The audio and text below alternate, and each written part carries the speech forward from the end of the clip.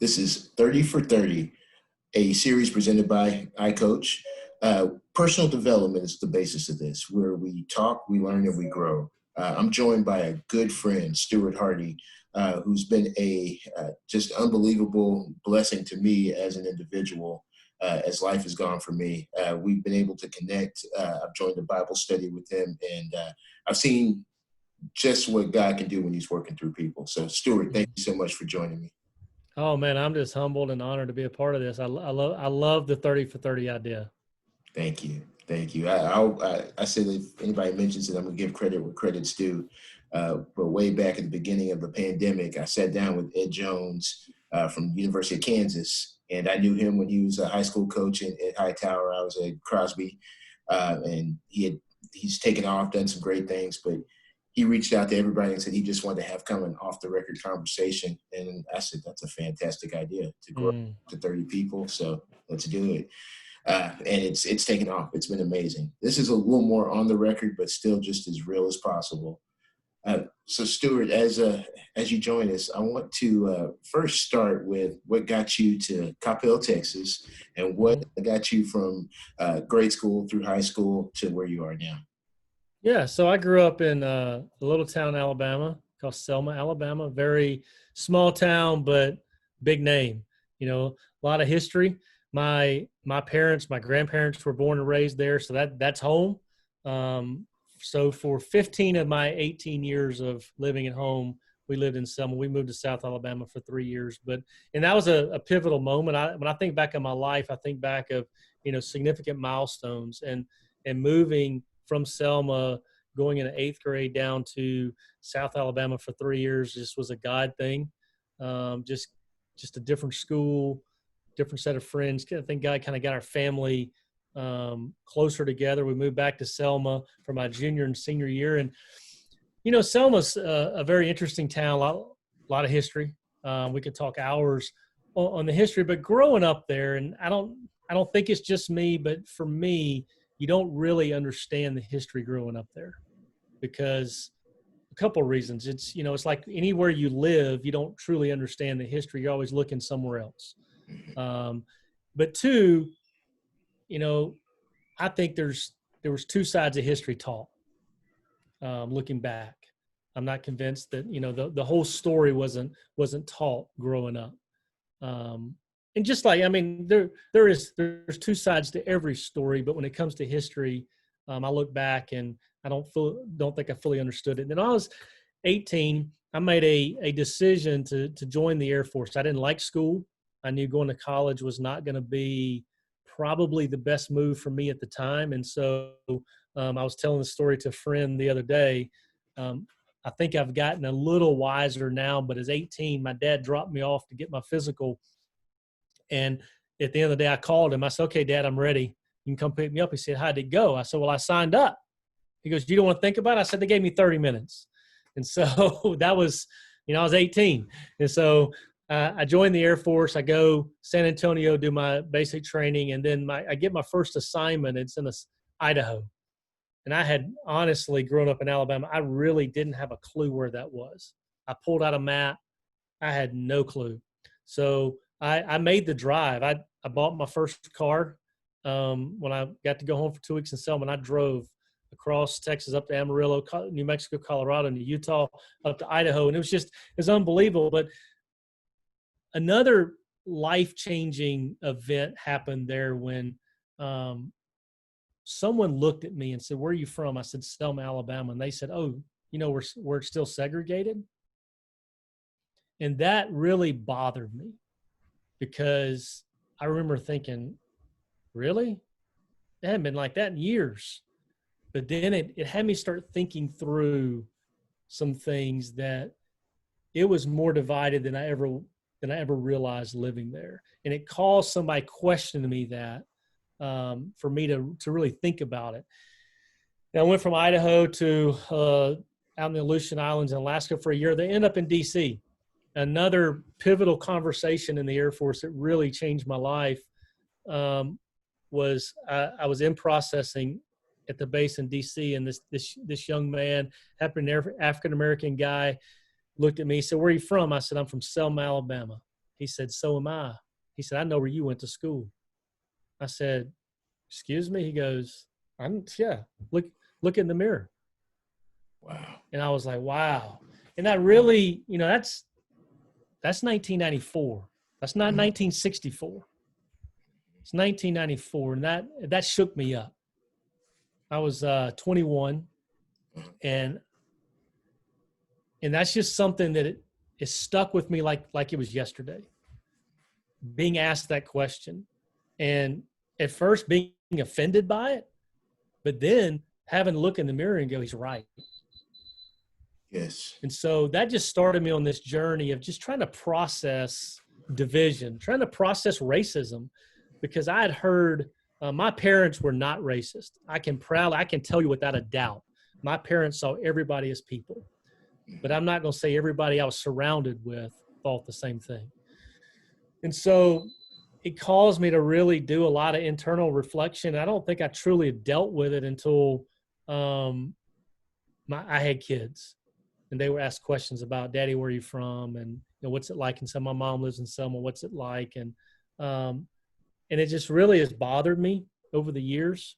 Not that I've done anything bad to act on that, but I know there was division in my heart just because I didn't know any different. Mm-hmm.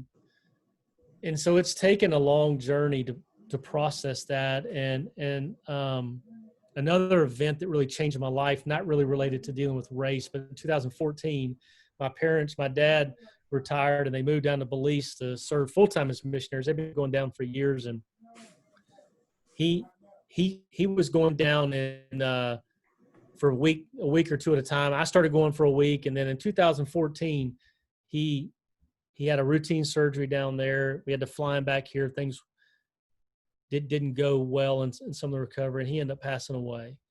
And at that point, that year, I was supposed to take my now 16-year-old son, who was, that was 2014, so 11 years old at the time, on his first mission trip that summer. Well, Dad passes away 3 months before that, so we take my mom down, kind of do closure to that. And that really rocked my world, because my dad was my compass, my best friend, the guy we text every day. If we didn't talk, it was a lot of texting. And so anyway, that door in Belize closed, and then you fast forward January 2015. That's the 50th anniversary of the civil rights movement in Selma. And so Selma's getting all this attention. And so you start to feel like I just had this burning in my heart. What can I do? What can I do? I'm a doer.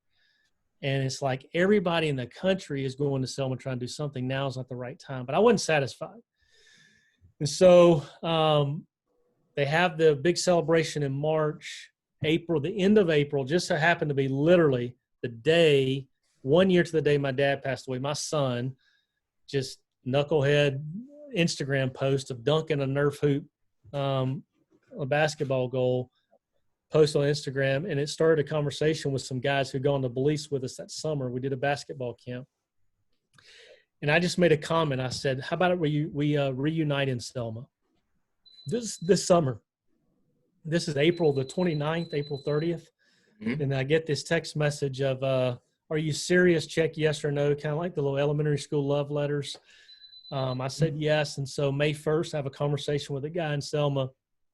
And I literally Googled All In Sports Outreach. The name is not taken. I'm like, let's register the name, because Selma is a small town. We got so many churches, and just like anywhere else, churches don't always work well together. So we cannot identify with the church. And so the theme of our camp in Belize was all in. What does it mean to be all in your walk with Christ? Well, it means being all in school, at home, at work. It's everything. It's not just on Sundays. And so we Googled it.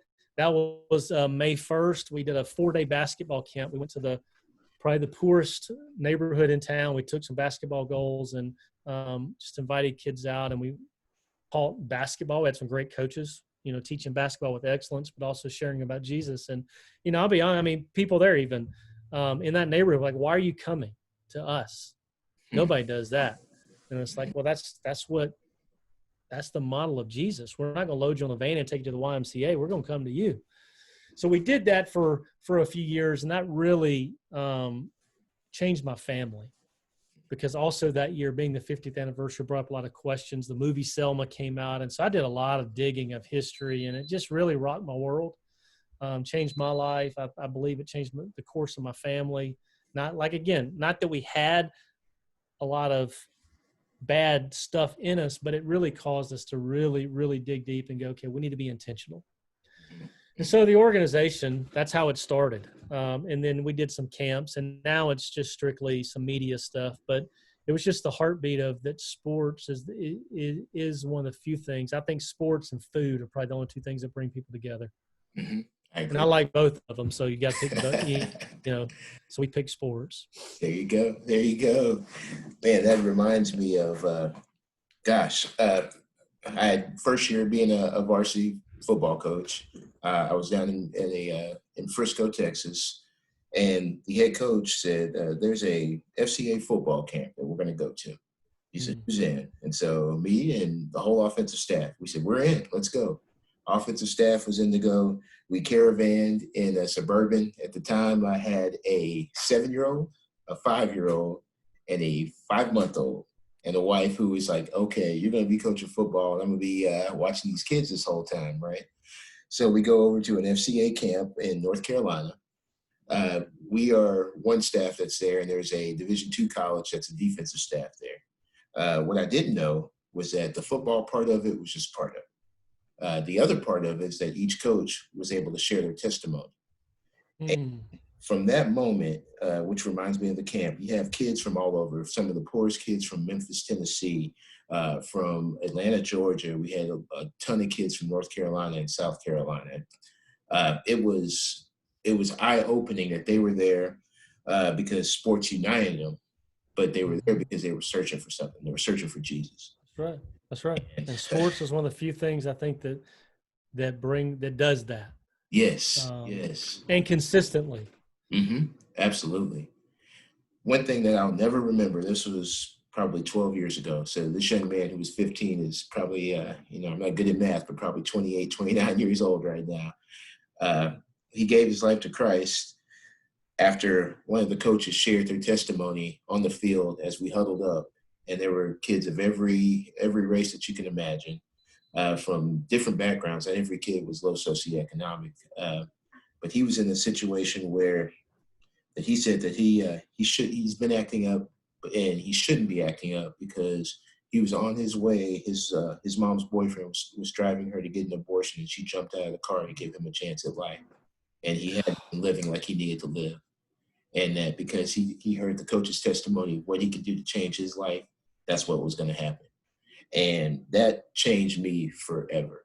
The way I coach, the way I parent, the way I interact with my spouse, everything. That changed everything for me. So having an outreach program, I don't know if you're aware how many kids' lives you touched in, but I'm sure it was a ton. Mm-hmm. And then by having the All In Sports Outreach podcast, which I think we followed each other on Twitter, and I was like, let me check this out. And I went through and proceeded to listen to every single one you've ever recorded. But I get something new from every one that I listen to. So tell me this, how do you reach out to these people and get them to share so willingly their testimony? Because I know some people are very private about their religion. Yeah, before I get to that, I'll tell you, it started just because, not a frustration, but not to knock a guy like Dabo Swinney or Tony Dungy, but they have the platform.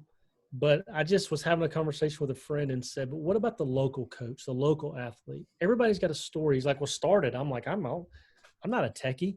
So that's how we started. And the plan was to be one a month. And to this day, I remember I interviewed Logan Simmons, young coach that involved with FCA, coaches at Lampasas High School now, and interviewed him. Back then I was doing it via phone. And I'll never forget, he and I never met, as just via Twitter.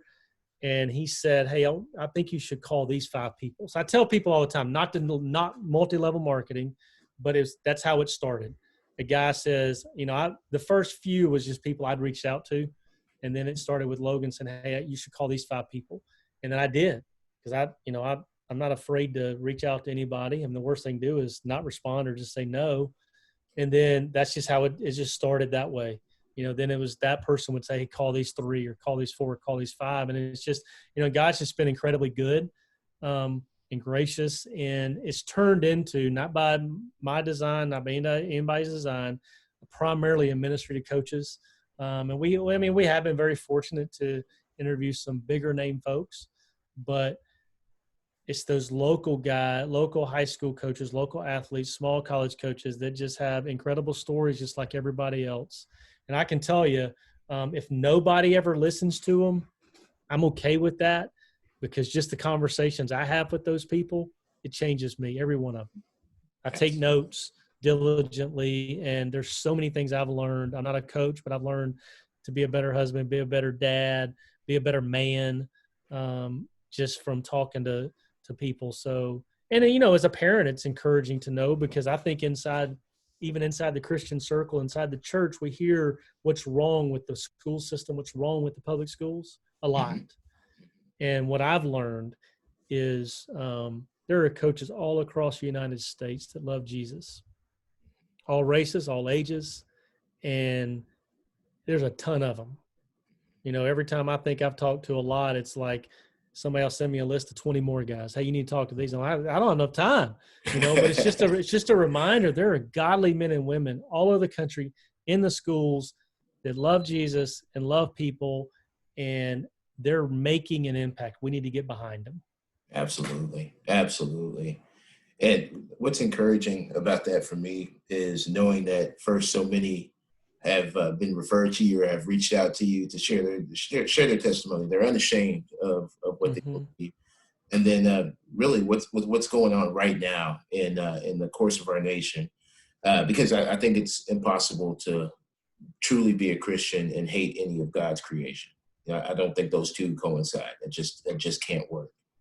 And so with the complexity of the race relations of what's happening in our nation, and people losing their lives, and then the retaliation of how that's being played out in the media, it puts everybody in a tough situation. I think coaches especially, because they are the ones who have to be able to relate to every player they have, no matter what their parents believe, what the kids' parents believe, what the kids come home, go to school and then come home and hear, and then bring a lot of that rhetoric back with them to the school building.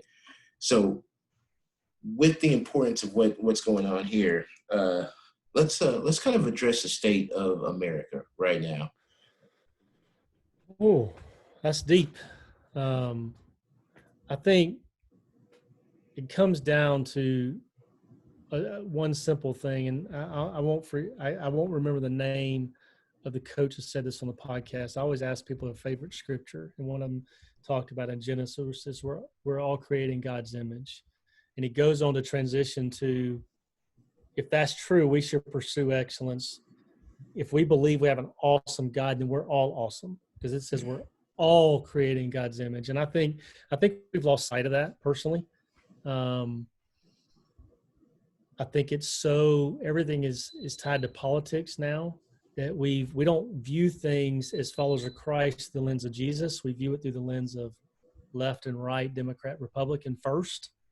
And I think that's inside the church and outside. That's not directed at any one group. That's, I think, across the board.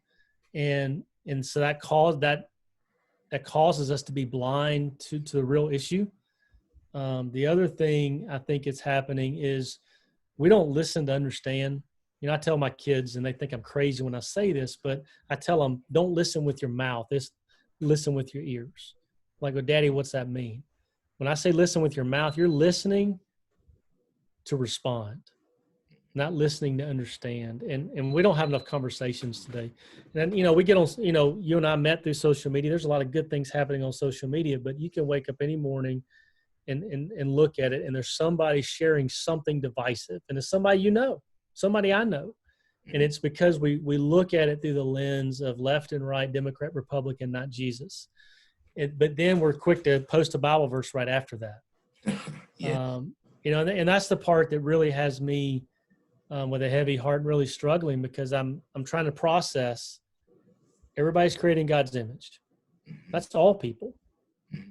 And then Jesus says multiple times to love your neighbors yourself, love your neighbors yourself, love your neighbors yourself. Well, if I love my neighbor, who is you, it's anybody, like I do myself, then there should be no division, no hatred. But then right before Jesus dies, he tells the disciples, I give you a new commandment, John 13:34, is to love others as I have loved you. Well, that's different than loving your neighbor as yourself. He takes it a step further and says, look at how I've loved you. That's how you go love everybody. Yes. I think if we truly believe that, then we need to all sit down, myself included, and do a heart check.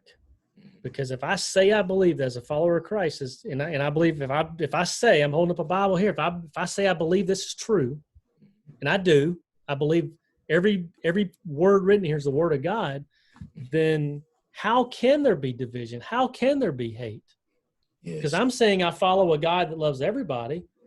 I'm saying I'm trying to be like Jesus every day. And Jesus didn't see division. He didn't see race. He didn't see socioeconomics. He saw people as people. Yes. I was talking to somebody last week about this, and I came across the story of Jesus healing the leper. And I've heard that story all my life.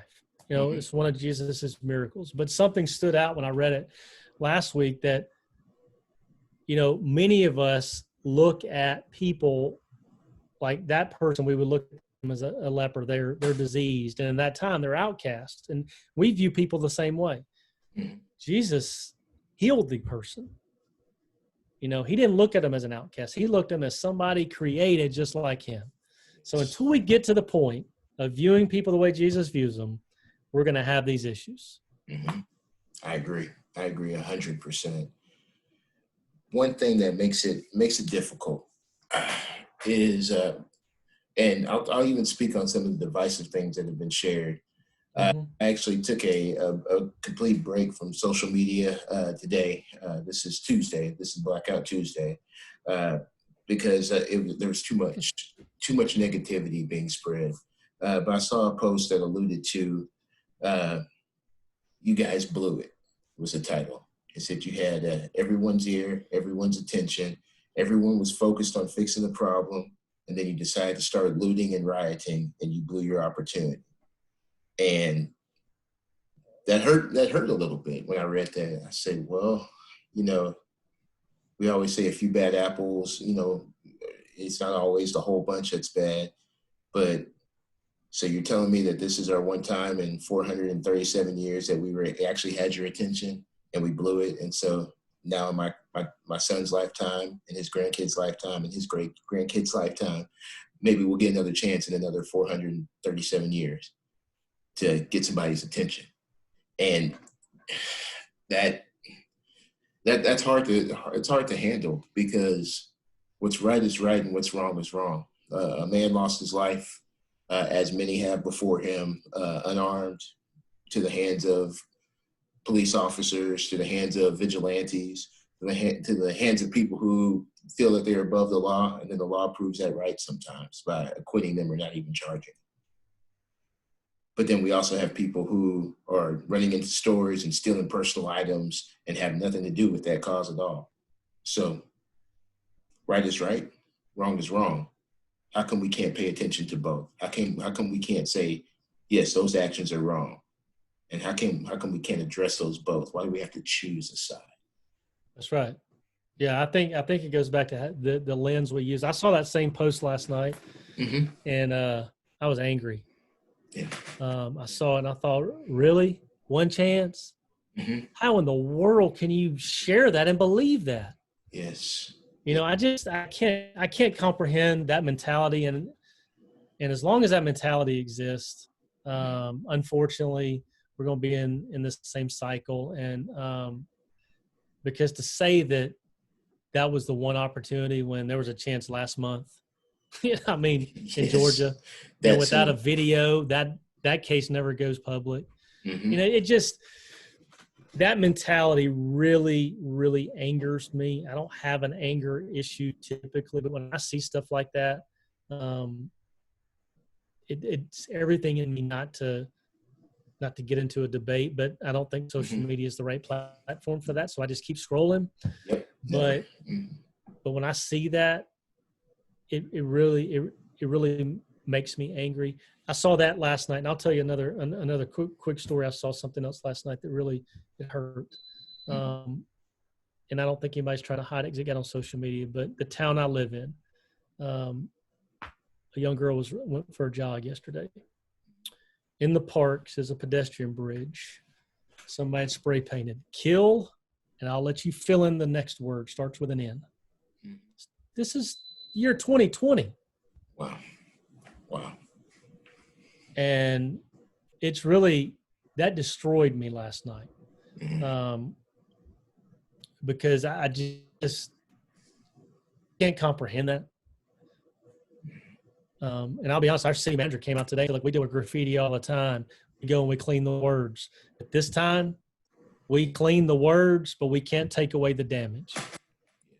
And so when I see that, it's just a reminder that right is right, wrong is wrong.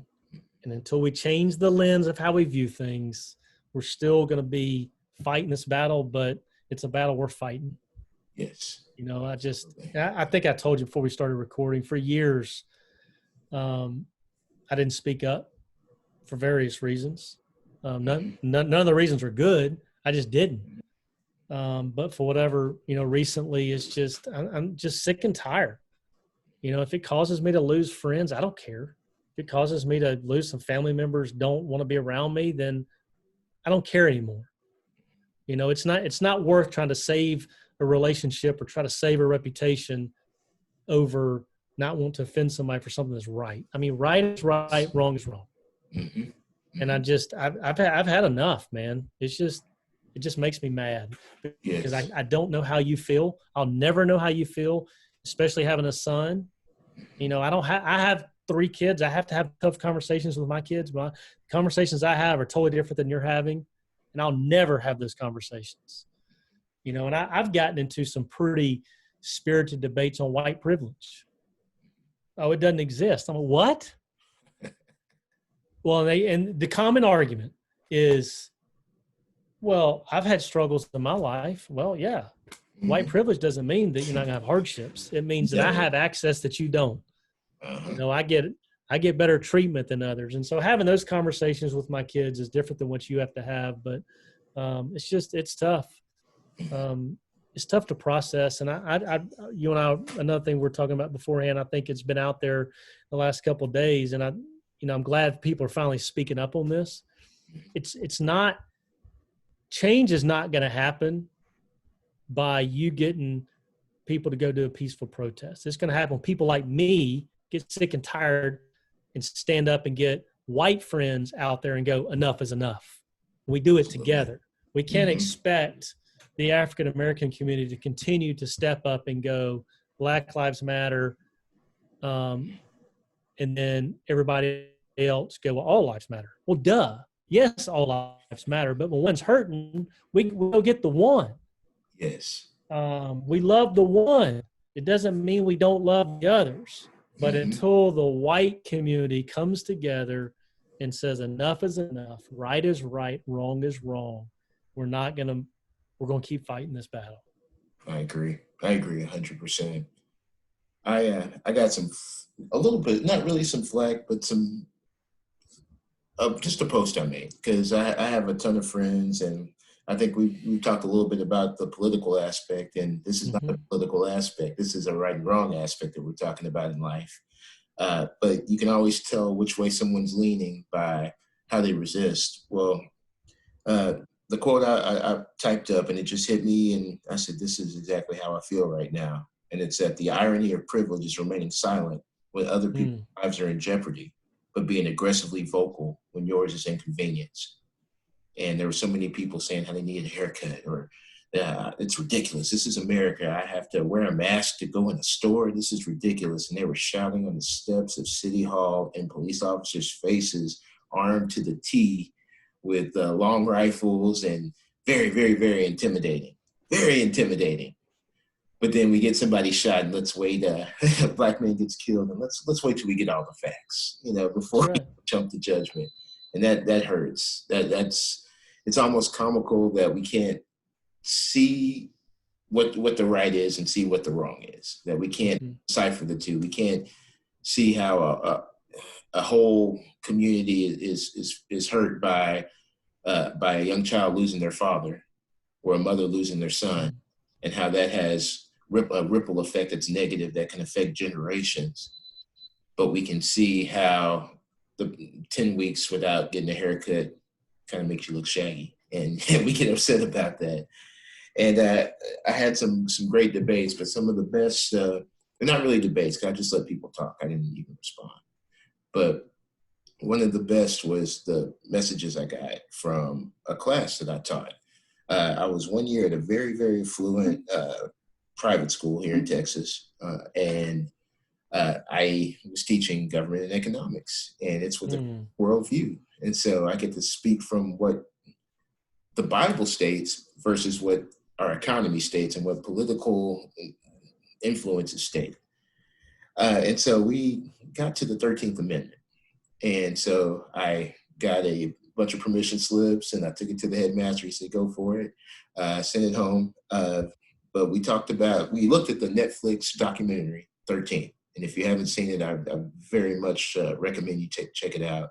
But it shows the institutionalized racism and how people end up going to jail as an extension of slavery, uh, other than for less violent crimes, and kind of how that has affected the whole economic makeup of our country.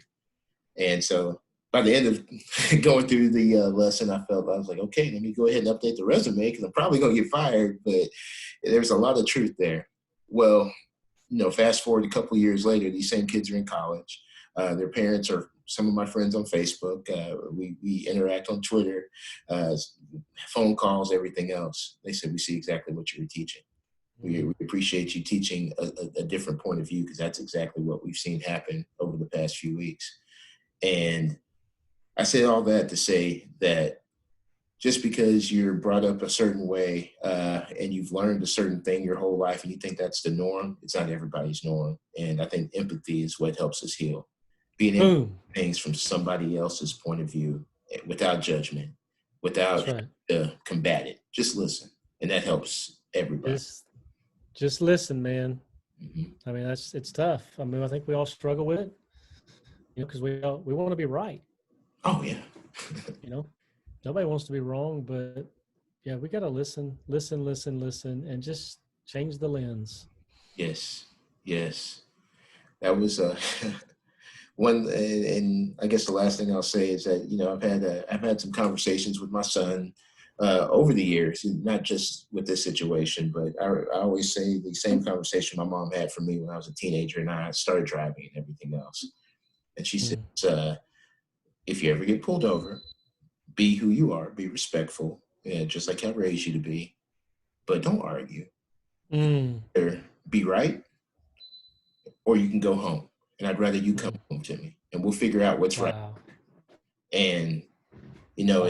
as frustrating as that can be, especially as a young man with a temper and everything else, the older you get, that's the same thing I'm telling my kids. My daughter, she's definitely gonna get pulled over because I'm trying to teach her how to drive right now. Good Lord. But uh, we're definitely gonna see if she listens and follows the advice of, you're gonna be right or you're gonna go home. That's the big thing. Wow, that's powerful. I mean, that just leaves me. I'm not often speechless, but that one is just wow. That hits home, and you're right, because Mhm. there's no need to be combative. Exactly right. You know. Exactly right. Now, Oof. I want to. It's hard to change gears right now, but I want to. We Yeah, need. it's cool. That's what I would like to do here. Is I know every podcast I've listened to, you ask your guests what their favorite Bible verse is, or what's a verse that's very meaningful to them. Uh, I want to ask you more specifically. When times are darkest and you feel down and you feel discouraged, what's a verse that you turn to that helps renew your faith? I'd say there's the main one would be Philippians 4. I'm looking up now, 4, 6, and 7. Do not be anxious for anything, but everything with thanksgiving. Present your request to God. Um, through prayer and supplication. I got it kind of out of order there, but that do not be anxious for anything is something that it's hard to not be anxious, but that's powerful for me because I do at times have a tendency to worry and to overanalyze things, and so I have to rest in that. Then it goes on in verse 7, the peace of God, which surpasses all understanding, will guard your hearts and your minds in Christ Jesus. And I can tell you that became real to me when my dad passed away, because that was unexpected. And just, I still can't describe it to people the right way, but that was probably one of the darkest times in my life, but some of the most peaceful time. So that peace of God is real when we truly just go to him and know that his plans, whether I'm going through something small or something tragic, his plans are always better than mine. So there's no need for me to be anxious. So just always being thankful with a thankful heart, and then resting in God and praying, just understanding that his peace is all I need. I don't need anything from anybody else in the world. So just resting in that just gets me through a lot. Absolutely. I'm a lot like you in that aspect. I'm always worried about something. I'm always concerned. And what can I do better here? And and as much as it's okay to always work to improve yourself, there's something to be said about just the peace that God gives you when you said a prayer about it and you can let it go. You can just drop it and it's taken care of because you sent your request to Christ, and that's who controls it anyway. All you can do is continue to stay prayerful and follow. That's right. Mm-hmm. Mm-hmm.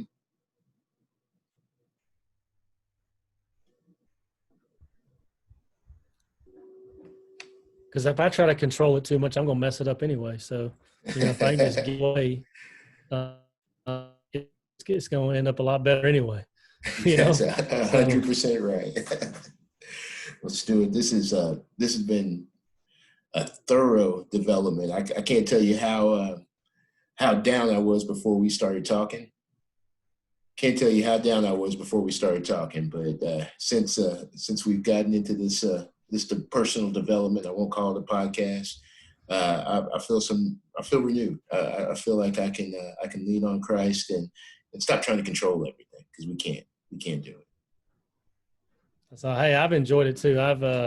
It's been one of those days for me, one of those long days, and just heavy from a lot of different things. But yeah, this has been a definitely encouragement for me to hear from you as well. I know we don't communicate a lot, but when we do, I'm always encouraged. Thank you. And for any listeners, any viewers that want to check out the podcast, you are on nearly every outlet, correct, Stewart? Are you on? I believe so. Yeah. I mean, I tell people all the time, is Google All In Sports Outreach Podcast. It pops up, or whatever podcast platform you use. Just type it in and it comes up. And yeah, we'd love people to listen. Absolutely. A lot of encouragement there, and I can attest to that. Well, Stewart, thank you very much. And this has been our 30 for 30. Thank you.